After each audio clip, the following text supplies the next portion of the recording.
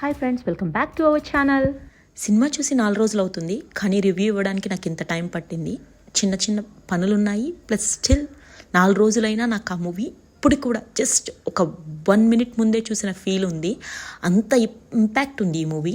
కొన్ని సినిమాలు చూస్తాం, మర్చిపోతాం, పెద్దగా ఎఫెక్ట్ ఏమి ఉండదు, ఆ సినిమా నుంచి నేర్చుకోవాల్సిన కూడా ఏమీ ఉండదు. కానీ నేను చాలా గర్వంగా చెప్తున్నాను, ఈ చావా మూవీని ప్రతి ఒక్క భారతీయుడు చూడాలి. దేశం అంటే ఏంటి, దేశభక్తి అంటే ఎట్లా ఉంటుంది, మనం బానిసలుగా బతికినప్పుడు ఔరంగజేబ్ చేసినటువంటి క్రూరత్వాన్ని ఇందులో బాగా చూపించారు.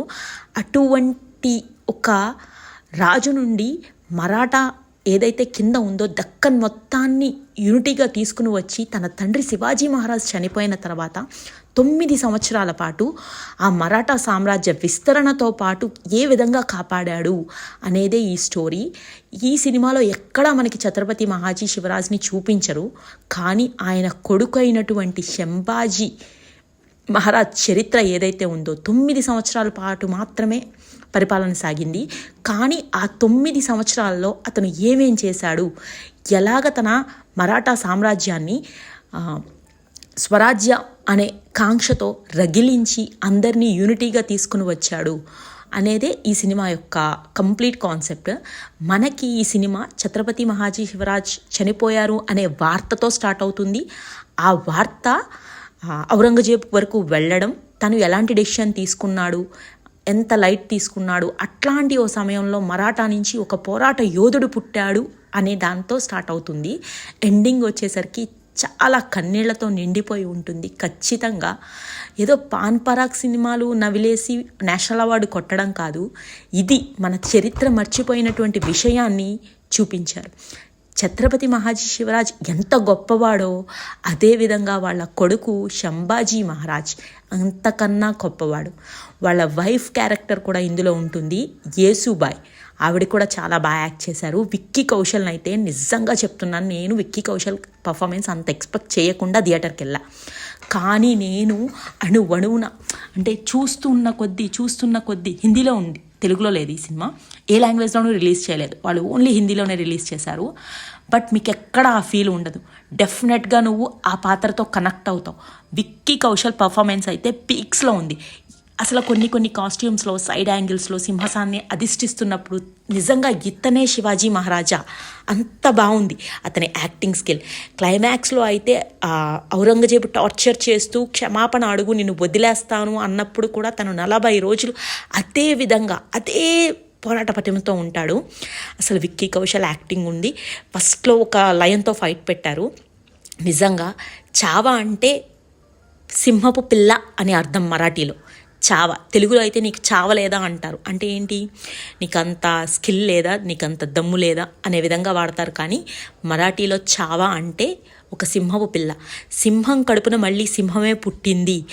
మహాజీ శివరాజ్ కడుపున శంభాజీ మహారాజ్ పుట్టాడు, మాకు ఎటువంటి డోకా లేదు, ఖచ్చితంగా మేము స్వరాజ్యాన్ని సాధిస్తాము, ఈ ఔరంగజేబు నిరంకుశత్వ పాలన నుండి మేము విముక్తి పొందుతాము అనే విధంగా మరాఠా ప్రజల్ని, ఇటు కింద సౌత్లో ఉన్న పీపుల్ని కూడా యూనిటీ చేయడమే అన్నమాట. 9 సంవత్సరాల పాటు చేశాడు పాలన. నిజంగా చరిత్ర మర్చిపోయిందేమో కానీ ఈనాడు ఈ సినిమా పుణ్యమా అని బయటకు వచ్చింది. నేను ఖచ్చితంగా చెప్తున్నా, విక్కీ కౌశల్ యాక్టింగ్ 100కి 100%. అసలు నిజంగా శంభాజీ మహారాజేనా అన్నంత బాగా ఉంటుంది అతని యాక్టింగ్. కొన్ని కాస్ట్యూమ్ ఆర్ట్ వర్క్ చాలా బాగా చేసింది ఈ డిపార్ట్మెంట్. నేను చెప్తున్నాను కదా, ఎక్కడ ఎంత కావాలో అంతే తీసుకున్నారు, హంగామా ఏమీ లేదు. కానీ విక్కీ కౌశల్ యాక్టింగ్ ఉంటుంది. నిజంగా సింహాసనం ఎక్కేటప్పుడు, తన చక్రవర్తి అయినప్పుడు, యాజ్ ఏ వారియర్గా ఫైట్ చేస్తున్నప్పుడు, వాళ్ళకి దొరికిపోయిన తర్వాత తను ఎక్కడ తగ్గకుండా అంత టార్చర్ చేస్తున్నా ఇచ్చిన పర్ఫార్మెన్స్ లెవెల్స్ ఉంటాయి, పీక్స్లో ఉంటాయి. నిజంగా గూస్ బంప్స్ వస్తాయి. సంగమేశ్వర్ దగ్గర అయితే కొన్ని డైలాగ్స్ ఉంటాయి, అందరు రాజుల్ని కలుపుకుని యూనిటీ డెవలప్ చేయాలి అని. అస్సలు విక్కీ కౌశల్ హర హర మహాదేవ్ అంటుంటే థియేటర్లో ప్రతి ఒక్కరికి గూస్ బంప్స్ అనమాట. జై భవానీ జై భవానీ, అసలు ఆ స్లోగన్ అయితే నిజంగా నీలో ఉన్నటువంటి హిందుత్వాన్ని తట్టి లేపుతుంది. నువ్వు మర్చిపోతున్నావు సనాతన ధర్మాన్ని ఎలా కాపాడాలి, నువ్వు ఒక ఇండియన్వి, అసలు నిన్ను గుర్తు చేస్తూ ఉంటాయి. అసలు అంత బాగుంది, ఎంత న్యాచురల్గా ఉంటుందో. నిజంగా శంభాజీ మహారాజ్ని చూస్తున్న ఫీలే కలిగింది. విక్కీ కౌశల్ యాక్టింగ్కి నిజంగా హ్యాట్స్ ఆఫ్, అంత బాగా చేశాడు. ఖచ్చితంగా చెప్తున్నా, ఈ సినిమాకి Chhaava without Vicky Kaushal you can't see అనమాట. ఇంకా వేరే ఎవరిని ఊహించుకోలేవు, అంత బాగుంది. సినిమా స్టార్టింగ్లో మనకి వాయిస్ ఓవర్ ఎవరిది వినిపిస్తుందంటే అజయ్ దేవగన్ది. చాలా నీట్గా ఉంటుంది, చాలా బాగుంటుంది. నిజంగా చెప్తున్నా, విక్కీ కౌశల్ యాక్టింగ్ సూపర్. అసలు ఎన్ని నేషనల్ అవార్డ్స్ ఇచ్చినా తప్పులేదు, అంత ఎక్సలెంట్గా ఉంటుంది మూవీలో తన యాక్టింగ్. సినిమా మొత్తాన్ని తన భుజాల మీద తన యాక్టింగ్తోనే నడిపించాడు, అంత సూపర్గా ఉంది. ఎంత బాగుంటాయో డైలాగ్స్ కూడా. Super performance really. చావా మూవీలో రష్మిక క్యారెక్టర్ పేరు యేసుబాయ్. ఈవిడ ఎవరు అంటే ఛత్రపతి శివాజీ మహారాజ్ కొడుకైనటువంటి శంభాజీ మహారాజ్ యొక్క భార్య. అంటే ఈ స్టోరీ మొత్తం శంభాజీ మహారాజ్ అంటే విక్రమ్ కౌశల్కి పేరుగా ఈ సినిమాలో యాక్ట్ చేసింది. నిజంగా చెప్తున్నాను, మరాఠా స్టైల్లో యాజ్ ఇట్ ఈస్గా యాప్ట్ అయింది. తన డైలాగ్ డెలివరీ కూడా యాజ్ ఇట్ ఈజ్ ఎంత బాగుందంటే ఈ మూవీలో. చాలా నెగిటివ్ కామెంట్స్ వచ్చాయి, కానీ నేను నిజంగా చెప్తున్నా, వాళ్ళు మరి మూవీ చూసి మాట్లాడుతున్నారో చూడకుండా మాట్లాడుతున్నారో నాకైతే తెలియట్లేదు. బట్ నిజంగా చెప్తున్నాను, ఒక మరాఠియన్ స్టైల్, తన లుగ్డా స్టైల్ అంటారు ఇక్కడ డ్రెస్సింగ్ స్టైల్, శారీని అట్లానే ఉంది. తను ముక్కు పడక ధరించినప్పుడు తను ఎక్కడ సౌత్ ఇండియన్లా కనిపించలేదు. అది ఆర్ట్ వర్క్ డిపార్ట్మెంట్ అనుకోండి, ఆ క్రెడిట్ అంతా ఆ కాస్ట్యూము యాజ్ ఇట్ ఈస్గా యాప్ట్ అయింది. రాజు ఎక్కడెక్కడ ఎంత హుందాగా ఉంటాడో అదేవిధంగా తన పర్ఫార్మెన్స్ కూడా ఫ్యామిలీతో మాట్లాడుతున్నప్పుడు అట్లానే, తను అందరి ముందు ఎలా మాట్లాడాలో అలానే మాట్లాడుతుంది. ఏకాంతంగా మాట్లాడుతున్నప్పుడు రాజుగారికి ఇచ్చే మర్యాద కూడా అట్లానే ఉంటుంది. నిజంగా చెప్తున్నా, తన డైలాగ్ డెలివరీ ఈ మూవీలో చాలా ఎక్సలెంట్గా ఉంది. అందరూ హిందీ ఒక విధంగా మాట్లాడతారు, అంటే నేటివ్ లాంగ్వేజ్ హిందీ అయితే మరాఠియన్స్కి కూడా ఒక స్టైల్ ఉంటుంది. వాళ్ళ మరాఠీ లాంగ్వేజ్ వేరుగా ఉంటుంది. లిటరల్లీ అంటే చూడడానికి డిస్క్రిప్టివ్గా ఒకలా ఉండొచ్చు, కానీ వాళ్ళ స్లాంగ్ డిఫరెంట్గా ఉంటుంది. రష్మిక మాట్లాడేటటువంటి హిందీ, ఈ మూవీలో Hindi dialogues as it is Maratha స్లాంగ్లో పట్టి ఏ విధంగా అయితే మాట్లాడతారో అట్లానే ఉంది. చాలా బాగా యాక్ట్ చేసింది. మరి ఎందుకని నెగిటివ్ కామెంట్స్ వస్తున్నాయో నాకైతే తెలియదు, కానీ ఎక్కడ తను సౌత్కి సంబంధించిన యాక్ట్రెస్లా కానీ ఎక్కడా కూడా ఉండదు. విక్కీ కౌశల్కి ఈక్వల్గా యాక్ట్ చేసింది. తన క్యారెక్టర్కి ఎంత నీడెడో, అంటే రాజు దొరికిపోయాడు అని తెలిసిన తర్వాత ఉన్నటువంటి ఫేస్లో హావభావాలు, తన జపమాల పట్టుకుని అక్కడ తన హస్బెండ్కి జరుగుతున్నవన్నీ ఫీల్ అవ్వడం, ఇవన్నీ కూడా తన ఫేస్లో ఎక్స్ప్రెషన్స్ చాలా బాగున్నాయి. ఒక రాజుగారి భార్య ఏవైతే చెయ్యాలో, రాజు ఎక్కడ కింగ్డంలో లేనటువంటి యుద్ధానికి వెళ్తున్నప్పుడు హారతి ఇచ్చి వెల్కమ్ వచ్చేటప్పుడు స్వాగతమే కానీ పంపేటప్పుడు సాగనంపడం, అన్నిట్లో కూడా ఒక వైఫ్గా ఎంతవరకు కరుణ చూపాలి అంటే ప్రతిదీ చాలా బాగా యాక్ట్ చేసింది. ఇప్పుడు వరకు రష్మిక యాక్ట్ చేసిన మూవీస్లో దీనికి ఇంత మంచి క్యారెక్టర్ పడిందని నేనైతే అనుకోను. చాలా బాగుంది. యేసుబాయ్ క్యారెక్టర్కి కరెక్ట్గా యాప్ట్ అయింది రష్మిక. నేను నిజంగా చెప్తున్నాను, యాక్టింగ్ అంత బాగుంది. చావా మూవీలో మనకి ఔరంగజేబ్ క్యారెక్టర్ చేసిన తన పేరు అక్షయ్ ఖన్నా. అస్సలు మీరు ఈ ట్రాన్స్ఫర్మేషన్ అస్సలు నమ్మలేరు. ఈ పక్కన పిక్చర్లో కనిపిస్తున్న అతనే అక్షయ్ ఖన్నా అన్నమాట. ఇతను ఇంతకుముందు చాలా మూవీస్లో యాక్ట్ చేశాడు, బట్ ఈ క్యారెక్టర్ ఇతని ఎంటైర్ లైఫ్లో ది బెస్ట్ అని చెప్పాలి. ఎందుకంటే అంత బాగా యాప్ట్ అయ్యాడు. అసలు ఆ క్రూయల్టీకి అంటే క్రూరత్వానికి బ్రాండ్ అంబాసిడర్లా కనిపిస్తుంది ఈ క్యారెక్టర్ మీకు. శంభాజీ మహారాజ్ దొరికిపోయిన తర్వాత ఎలా టార్చర్ చేయాలి, అసలు ఒక హ్యాట్ పెట్టుకోవాలన్నమాట. తను ఆ చక్రవర్తిగా శపథం చేస్తాడు.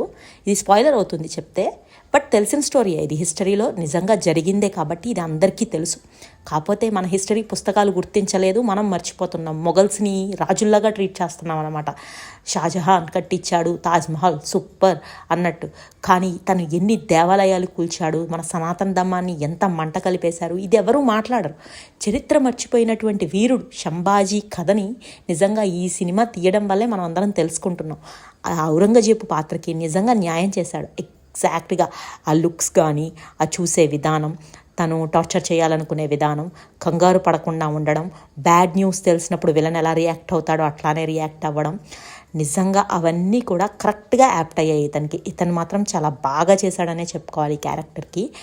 శంభాజీని మళ్ళీ చిన్నప్పుడు శంభాజీ మహారాజ్ ఛత్రపతి శివాజీ కలిసి వీళ్ళకి దొరికిపోవడం జరుగుతుంది. అదేమి ఈ స్టోరీలో మీకు చూపించరు, బట్ ఒక చిన్న క్లిప్ ఉంటుంది.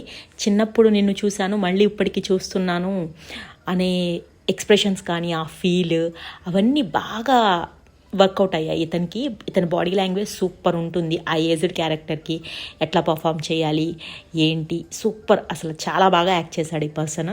నిజంగా చెప్తున్న అక్షయ్ ఖన్నా యాక్టింగ్ భలే ఉంటుంది. తన కొడుకులో ఒకళ్ళు యాంటీగా తయారైనప్పుడు తను రెస్పాండ్ అయ్యే విధానం కూడా అలానే ఉంటుంది మూవీలో. చాలా బాగా యాక్ట్ చేశారు. ఈ మూవీలో శంభాజీ మహారాజ్ ఫ్రెండ్ క్యారెక్టర్ ఒక ఆయన చేశారు, కవితలు చెప్తూ ఉంటాడు, అతను కూడా బాగా యాక్ట్ చేశారు. అదేవిధంగా అక్బర్ 2 అంటే మీరు హిస్టరీలో చదివేసినటువంటి అన్ని మతాలు ఈక్వల్ అని చెప్పి పాటించే అక్బర్ కాకుండా ఔరంగజేబ్ కొడుకు క్యారెక్టర్ అక్బర్ 2 ఒక ఆయన చేశారు. ఆ క్యారెక్టర్ కూడా చాలా బాగుంది. ఔరంగజేబు కూతురుగా చేసిన అమ్మాయి కూడా చాలా బాగా యాక్ట్ చేస్తూ ఉంటుంది. అంటే అడ్వైజింగ్ ఇవ్వడం, ఎక్కడైనా లూప్ హోల్స్ దొరుకుతాయి మనం కూడా వెతుకుదాము అనేది ఎగ్జిక్యూట్ చేసే విధానం బాగుంటుంది. సంగమేశ్వర్ దగ్గర ఒక ఫైట్ అయితే నిజంగా అల్టిమేట్, మూవీ మొత్తానికి అక్కడే దొరికిపోతారు. కానీ ఆ ఫైట్ నిజంగా సినిమాకే హైలైట్. ఇంట్రడక్షన్ ఫైట్ కన్నా నాకు ఈ ఫైటే చాలా బాగా నచ్చింది. ఏఆర్ రెహమాన్ మ్యూజిక్ పర్వాలేదు అనిపిస్తుంది.